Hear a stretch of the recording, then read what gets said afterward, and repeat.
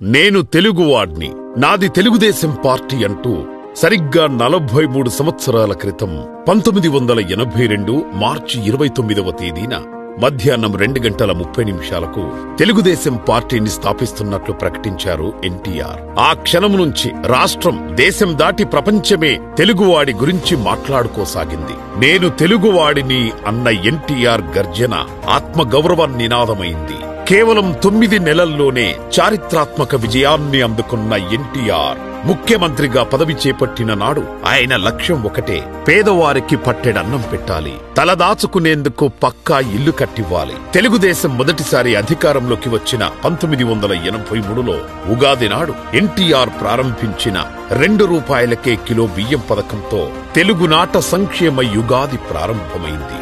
నిరుపేదలకు 2,20,000 శాశ్వత గృహ నిర్మాణ పథకాన్ని చేపట్టి దేశంలోనే మొదటిసారిగా పేదలకు పక్కా ఇళ్లనిచ్చారు ఎన్టీఆర్.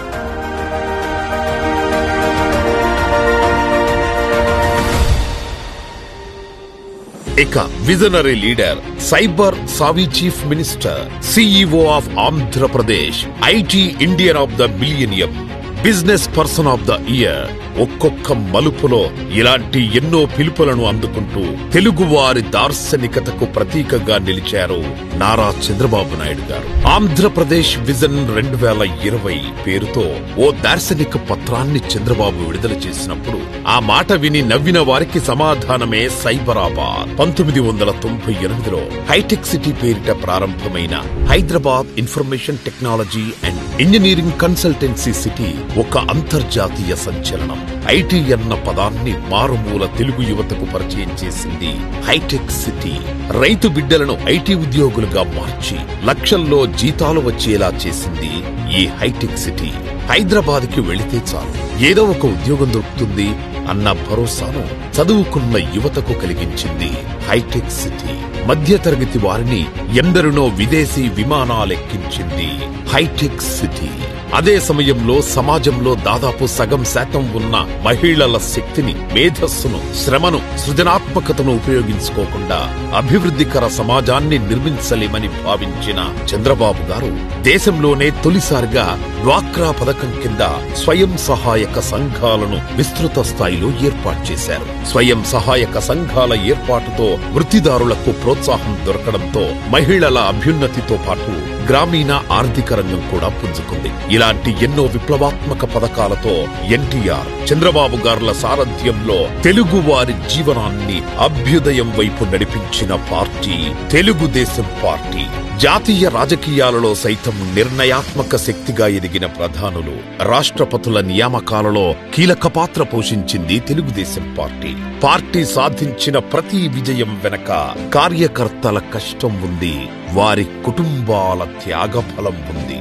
ఇది గుర్తించి కార్యకర్తల కుటుంబాల సంక్షేమం కోసం ఏదైనా చెయ్యాలని ఆలోచించిన నాయకుడు నారా లోకేష్ గారు. పార్టీ కార్యకర్తల కోసం ప్రత్యేకంగా ఒక సంక్షేమ విభాగాన్ని నెలకొల్పిన మానవతావాది లోకేష్ గారు. తెలుగుదేశం పార్టీలో 3వ తరం నాయకుడిగా ఆయనలో యువ ఉత్తేజంతో పాటు నిలకడగా, లోతుగా ఏ సమస్యనైనా మానవతా దృక్పథంతో ఆలోచించే పరిమితి ఉంది. ముఖ్యంగా లోకేష్ గారు చేపట్టిన యువగళం పాదయాత్ర ద్వారా ఆయన అడుగడుగునా కార్యకర్తలతో, ప్రజలతో మమేకమై వారికి బాగా దగ్గరయ్యారు. రాష్ట్రంలోని 11 ఉమ్మడి జిల్లాల్లో 97 అసెంబ్లీ నియోజకవర్గాల్లో 226 రోజుల పాటు 3132 కిలోమీటర్ల మేర యువగళం పాదయాత్ర సాగింది. ఈ పాదయాత్ర పొడుగున యువనేతకు రక్షణ గోడలా నిలిచి పాదయాత్రను విజయవంతం చేశారు కార్యకర్తలు.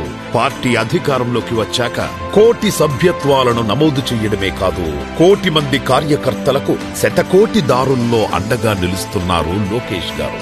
ఒక నిరుపేదకు గుండె అమర్చాలంటే నిమిషాల్లో నిర్ణయం తీసుకుని సొంత ఖర్చుతో ఒక ప్రత్యేక విమానాన్ని ఏర్పాటు చేశారంటే అది మామూలు విషయం కాదు.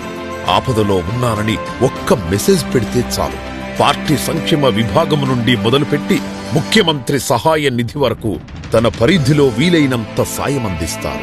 అంత టైం లేదనుకుంటే తన కష్టార్జితం నుండైనా ఖర్చు పెట్టేస్తారు. ఇటువంటి నాయకుల చేతిలో తీర్చిదిద్దబడిన తెలుగుదేశం పార్టీ 43 ఏళ్లుగా తెలుగు వారి జీవనంలో ఒక జన్యువైపోయింది అంటే అతిశయోక్తి కాదు. అటువంటి తెలుగుదేశం పార్టీ 43వ ఆవిర్భావ దినోత్సవం సందర్భంగా పార్టీ అధినేతలైన 1,00,00,000 మంది కార్యకర్తలకు శుభాకాంక్షలు.